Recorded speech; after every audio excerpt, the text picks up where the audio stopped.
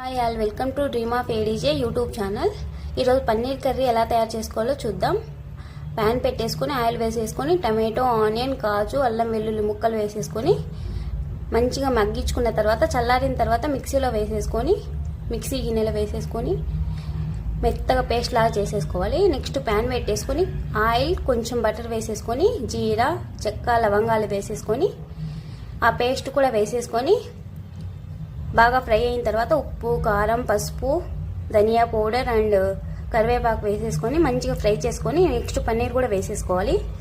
పన్నీర్ కూడా కొంచెం ఫ్రై అయిన తర్వాత కొంచెం మనకు తగినంత వాటర్ వేసేసుకోవాలి.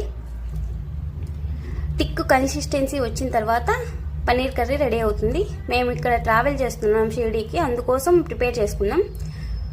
ఇక్కడ అందరం కూర్చొని డిన్నర్ చేస్తున్నాం. నా వీడియో నచ్చితే please subscribe. Thank you all.